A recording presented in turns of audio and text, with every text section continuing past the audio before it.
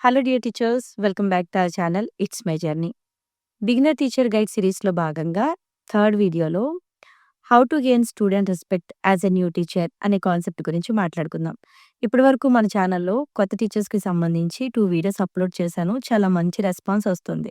ఇక థర్డ్ వీడియోలో కొత్త టీచర్ అయిన మీరు స్టూడెంట్ నుంచి రెస్పెక్ట్ ఎలా గెయిన్ చేయాలి అనే దాని గురించి మాట్లాడుకుందాం. నాట్ ఓన్లీ న్యూ టీచర్స్, చాలా వరకు కొంతమంది టీచర్స్ సఫర్ అవుతూ ఉంటారు ఈ ప్రాబ్లమ్ గురించి. పిల్లలు నన్ను సీరియస్‌గా తీసుకోవట్లేదని, లేదంటే పిల్లలు రెస్పెక్ట్ ఇవ్వడం లేదని, ఇలా కొన్ని సార్లు టీచర్స్ చాలా ఫీల్ అవుతూ ఉంటారు. సో, ఇలాంటి వాటిని తెలిసి తెలియక మనం చేసేటటువంటి మిస్టేక్స్ ఏంటి? ఎందువల్ల మనం రెస్పెక్ట్‌ని బిల్డ్ చేసుకోలేకపోతున్నాము? వాటిని ఎలా రెక్టిఫై చేసుకోవాలి? అనే దాని గురించి మాట్లాడుకుందాం. ఈ టిప్స్ మీరు ఫాలో అయితే డే 1 నుంచి you will be the good teacher. So, ఖచ్చితంగా టీచర్ అనే మనము రెస్పెక్ట్‌ని గెయిన్ చేసుకోవాలి. దానికి సంబంధించి నాకు తెలిసిన కొన్ని టిప్స్ ఇప్పుడు మీకు చెప్తాను. యాస్ ఎ టీచర్‌గా ఎప్పుడు మనము పిల్లల్ని ఫోర్స్ చేయకూడదు. రెస్పెక్ట్‌ని బిల్డ్ చేసుకోవాలి. జనరల్‌గా టీచర్స్ తెలియక చేసే కొన్ని మిస్టేక్స్ ఉంటూ ఉంటాయి. అవేంటంటే పిల్లలు ప్రేమగా దగ్గరవ్వాలని చెప్పి వాళ్ళకి టూ ఫ్రెండ్లీగా అయిపోవడం ఫస్ట్ మిస్టేక్. రెండోది ఫేవరెటిజం చూపిస్తారు కొంతమంది టీచర్స్. అంటే క్లాస్‌లో పర్టిక్యులర్‌గా ఒక్కళ్ళని మాత్రమే లైక్ చేయడం, వాళ్ళకి స్పెషల్ అప్రిసియేషన్స్ ఇవ్వడం లాంటివి చేస్తూ ఉంటారు. థర్డ్ వన్, రూల్స్‌ని క్లియర్‌గా చెప్పకపోవడం. క్లాస్‌లో ఎలా బిహేవ్ చేయాలి, టీచర్‌తో ఎలా ఉండాలి, ఎలా నడుచుకోవాలి అనే విషయాలు యాస్ ఎ టీచర్‌గా మనం ముందుగానే క్లాస్‌లో పిల్లలకి చెప్పి తీరాలి. చాలామంది టీచర్స్ రూల్స్ పెడతారు, కానీ ఫాలో కారు. అప్పుడు పిల్లలు ఏమనుకుంటారు, ఆ టీచర్ రూల్స్ చెప్తారు గానీ ఫాలో అవ్వరు. ఫర్ ఎగ్జాంపుల్, ఖచ్చితంగా మీరు ఈ టైంకి క్లాస్‌లో ఈ నోట్స్ ఓపెన్ చేసి ఉంచాలి అని చెప్పిన మనమే లేట్‌గా వెళ్ళామనుకోండి, సో, ఖచ్చితంగా పిల్లలు మా టీచరే లేట్‌గా వస్తారు అని మెల్లిగా మన మీదున్న రెస్పెక్ట్ అన్నది తగ్గుతూ ఉంటుందనమాట. అండ్ ద లాస్ట్ వన్, చాలామంది టీచర్స్ చాలా బ్లైండ్‌గా సీనియర్ టీచర్స్‌ని ఫాలో అయిపోతూ ఉంటారు. సో, నేనెప్పుడు చెప్పేదొకటే, ఎవ్రీ టీచర్ ఈజ్ యూనిక్. మనకంటూ ఒక స్పెషల్ టీచింగ్ స్టైల్ ఉంటుంది. దాన్నే మనం బిల్డ్ చేసుకోవాలి తప్ప ఎప్పుడు వేరే వాళ్ళను కాపీ చేయకూడదు. సో, ఇవన్నీ ఏంటంటే కావాలని చేసే మిస్టేక్స్ కాదు. కొన్ని సార్లు తెలియకుండానే పొరపాటున కూడా ఇవి జరుగుతూ ఉంటాయి. ఒకవేళ మీరు ఆల్రెడీ ఈ మిస్టేక్స్ ఏమన్నా చేసుంటే వీటిని మెల్లిగా నేను చెప్పే టెక్నిక్స్‌తో రెక్టిఫై చేసుకోండి. ఆటోమేటిక్‌గా పిల్లలకి మీ మీద ట్రస్ట్ అండ్ రెస్పెక్ట్ అనేవి బిల్డ్ అవుతాయి. First impression is the best impression అంటారు కదా! మీరు క్లాస్‌లోకి వెళ్ళేటప్పుడే మీరు చాలా కాన్ఫిడెంట్‌గా వాక్ చేయడం, పిల్లలందరినీ చూస్తూ వాళ్ళకి విష్ చేయడం, అలాగే మీరు ఎలాంటి వస్త్రధారణలో వెళ్తున్నారో చూసుకోవడం, ఇవన్నీ కూడా మీ మీద పిల్లలకి ఒక మంచి ఇంప్రెషన్ అన్నది క్రియేట్ చేస్తది.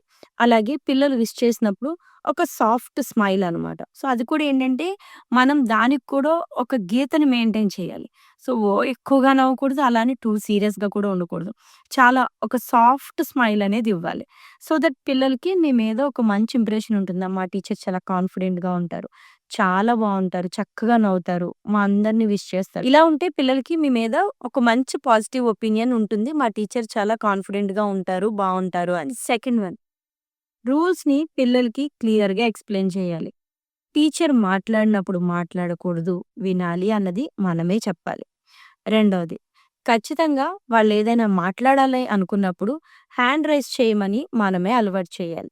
థర్డ్ వన్, సరిగ్గా కూర్చోమని, అంటే స్ట్రెయిట్‌గా కూర్చోమని వాళ్ళ సిట్టింగ్ పోస్చర్‌ని కూడా మనమే సరిచేయాలి. ఇవన్నీ కూడా ఫస్ట్ వీక్ నుంచే మనం మొదలుపెడితే పిల్లలు క్లాస్‌లో సరిగ్గా కూర్చోవడం, మాట్లాడేటప్పుడు హ్యాండ్ రైజ్ చేయడం, మీరు మాట్లాడుతున్నప్పుడు కామ్‌గా వినడం లాంటి విషయాలు నేర్చుకుంటారు. ఈ విషయాలు ఒకసారి చెప్పి వదిలేయడం కాదు, డైలీ కూడా పిల్లలకి రిమైండ్ చేయాలి. అలా చేయడం ద్వారా పిల్లలు ఒక మంచి పద్ధతికి అలవాటు పడతారు. Third one, say what you do what you say. మీరు ఏది చెప్తున్నారో దాన్ని ఖచ్చితంగా మీరు క్లాస్‌లో అమలు చేసి తీరాలి. ఫర్ ఎగ్జాంపుల్, మీరేదైనా ఒక రూల్‌ని క్లాస్‌లో పాస్ చేస్తే ఖచ్చితంగా మీరు కూడా ఆ రూల్‌ని ఫాలో అవ్వాలి. అలా అయినప్పుడు మాత్రమే మా టీచర్ చాలా పర్ఫెక్ట్‌గా అన్నిటిని ఫాలో అవుతారు అని పిల్లలు గుర్తుపెట్టుకుంటారు. ఇక్కడ మనం గుర్తుంచుకోవాల్సిన ఇంకొక విషయం ఏంటంటే, పిల్లలు చాలా షార్ప్ అబ్జర్వర్స్. మనం ఏం చేస్తున్నాం, మనం ఎలా ఉంటున్నాం, మనం ఎలా మాట్లాడుతున్నాం, ఇలా ప్రతి విషయాన్ని చాలా క్షుణ్ణంగా అబ్జర్వ్ చేస్తూ ఉంటారు. ఎందుకంటే తరగతిలో మనమే వాళ్ళకి స్పెషల్ అట్రాక్షన్. కాబట్టి మనం ఏదైనా ఒక రూల్‌ని పిల్లలకి ఇన్‌స్ట్రక్ట్ చేసినప్పుడు ఖచ్చితంగా మనం ముందు వాటిని ఫాలో అవ్వాలి. ఫోర్త్ వన్, చాలా ఇంపార్టెంట్ వన్, పిల్లలకి టూ ఫ్రెండ్లీ అవ్వకండి. ఇక్కడ నేను ప్రతి వీడియోలో ఫ్రెండ్లీగా ఉండమనే చెప్తా. కానీ దానికి కూడా ఒక లిమిట్ ఉంటుంది. ఖచ్చితంగా ఎండ్ ఆఫ్ ద డే మీరు గుర్తుపెట్టుకోండి. ఫ్రెండే. కానీ మీరొక గైడ్‌గా, లీడర్‌గా పిల్లల కోసం వర్క్ చేయాలి. కాబట్టి టూ ఫ్రెండ్లీగా ఉండడాన్ని కూడా పిల్లల దగ్గర అవాయిడ్ చేయండి. కొత్తలో చాలామంది టీచర్స్ ఎలా అనుకుంటారంటే, పిల్లలందరూ నన్నిష్టపడాలి, నాతో పాటు ఉండాలి, నాతో ప్రేమగా ఉండాలి. ఈ ఆలోచనలతో చాలా ఫ్రెండ్లీ అయిపోతారు. సో, వన్స్ మీరు లిమిట్‌లెస్‌గా క్లోజ్ అయిపోతే, మీరు ఇంకా ఎంత చెప్పినా కూడా వాళ్ళు మీ మాటల్ని పెద్దగా లెక్క చేయరు. ఫ్రెండ్లీగా ఉండాలి. But there is a limit for everything. ఈ విషయాన్ని గుర్తుపెట్టుకొని పిల్లలతో జాగ్రత్తగా బిహేవ్ చేయాలి. ఫిఫ్త్ వన్, ఎమోషన్స్‌ని కంట్రోల్ చేసుకోవడం. చాలామంది టీచర్సు ఎమోషనల్‌గా కాస్త వీక్‌గా ఉంటారు. ఈ పిల్లలు ఎలా ఉంటారంటే, మన పేషెన్స్‌ని చెక్ చేస్తూ ఉంటారనమాట. బాగా అల్లరి చేసినప్పుడు, బాగా నాయిస్‌ని క్రియేట్ చేసినప్పుడు, మనలో చాలా ఫ్రస్ట్రేషన్ అన్నది బిల్డ్ అయిపోతుంది. సో, గట్టి గట్టిగా అరిచేయడం, కోప్పడిపోవడం, ఇలా చేయడం వల్ల ఏంటంటే, ఒక ఫియర్ అన్నది ఏర్పడుతుంది. మెల్లిగా ఆ టీచర్ అలా అరుస్తూనే ఉంటారు, ఇలా కోప్పడుతూనే ఉంటారు అని చెప్పి వాళ్ళకి మేబీ ఒక నెగెటివ్ ఇంపాక్ట్ అన్నది మన మీద రావచ్చనమాట. సో, పిల్లల్ని హ్యాండిల్ చేసేటప్పుడు మన ఎమోషన్స్‌ని కాస్త కంట్రోల్ చేసుకోవాలి. అలా అని కోప్పడకుండగా ఏ టీచరు ఉండలేరు. బట్ అక్కడ ఒక వాలిడ్ పాయింట్ ఉండాలి. సో, టీచర్ కోప్పడుతున్నారంటే we are doing some mistake అనే విషయాన్ని పిల్లలు తెలుసుకోవాలి. సో, మీకు కోపమొస్తే పిల్లలు సైలెంట్ అవ్వాలి అనే విషయాన్ని కూడా మీరే పిల్లలకి అలవాటు చేయాలి. ఆల్రెడీ నాయిస్ చేస్తున్న పిల్లల్ని అరవకుండా ఎలా కంట్రోల్‌లో పెట్టుకోవాలి అనే విషయాన్ని నేను సెకండ్ వీడియోలోనే చెప్పున్నాను. మీరు ఆ వీడియోస్‌లో ఉన్న ఇన్‌స్ట్రక్షన్స్ అన్నీ ఫాలో అయితే ఖచ్చితంగా పిల్లల మీద కోప్పడకుండగా, మీరు గొంతు నొప్పొచ్చేలా అరవకుండగా పిల్లల్ని చక్కగా కంట్రోల్ చేసుకోవచ్చు. Finally the last one, appreciation. ఇదొక బోనస్ పాయింట్ అన్నమాట. ఎప్పుడు గూడా మీరు క్లాస్‌లో పిల్లల్ని అప్రిషియేట్ చేయడానికి చూడండి. లైక్ వాళ్ళేదైనా ఒక చిన్న అచీవ్‌మెంట్ చేస్తే గుడ్ వర్క్, గ్రేట్ ఎఫర్ట్, చాలా చేసావు, ఇది చాలా బావుంది. ఇలాంటి చిన్న చిన్న అప్రిసియేషన్స్ పిల్లలకివ్వడం వల్ల పిల్లలకి మీ మీద ఒక మంచి పాజిటివ్ ఒపీనియన్ ఉంటుంది. అదే మెల్లిగా మీ రెస్పెక్ట్‌ని బిల్డ్ చేస్తుంది. ఇక్కడ పిల్లలేదైనా మిస్టేక్ చేస్తే కోప్పడే మనమే, ఖచ్చితంగా వాళ్ళొక మంచి పని, మనం చెప్పిన పని చేస్తే అప్రిసియేషన్ అన్నది ఇవ్వాలి. ఆ అప్రిసియేషన్ అనేది పిల్లల మనసుల్లో చాలా హ్యాపీనెస్‌ని క్రియేట్ చేస్తుంది. మిమ్మల్ని గుర్తుపెట్టుకునేలా చేస్తుంది. So, don't forget to appreciate your children. ఇక ఫైనల్లీ పిల్లలకి మీ మీద రెస్పెక్ట్ తగ్గుతోంది అనడానికి కొన్ని రీజన్స్ నేను చెప్తాను. ఒకవేళ అవి మీరు చేస్తూ ఉంటే ఖచ్చితంగా వాటినైతే మానేసేయండి. సో, ఫస్ట్ వన్ వచ్చేసరికి కంపారిజన్.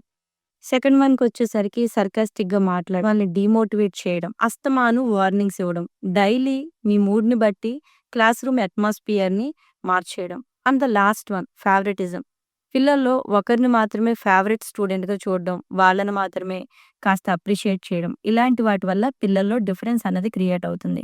సో దట్ మెల్లిగా అది మీ మీద రెస్పెక్ట్ తగ్గిపోవడానికి ఒక రీజన్ అవ్వచ్చు. వీటన్నిటిని గుర్తుపెట్టుకొని డే 1 నుంచే మీ క్లాస్‌లో వీటిని అమలు చేయగలిగితే ఖచ్చితంగా మీ పిల్లలు బిహేవియర్‌లో చేంజ్ అన్నదొస్తుంది. మీరు వీటిని ఫాలో అయితే మీ మీద మంచి రెస్పెక్ట్ అనేది బిల్డ్ అవుతుంది. ఈ వీడియోస్ మీకు ఉపయోగపడుతున్నాయంటే ఖచ్చితంగా మీలాంటి మరికొంతమంది కొత్త టీచర్స్‌కి వీడియోస్‌ని షేర్ చేయండి. సో దట్ ఇంకొంతమంది టీచర్స్‌కి మేబీ ఇవి హెల్ప్ అవ్వచ్చు. అండ్ ఇంకొక విషయం, మీకు ఈ వీడియోస్ ఎలా ఉపయోగపడుతున్నాయి అనేది ఖచ్చితంగా నాకు కామెంట్ రూపంలో తెలియచేయండి.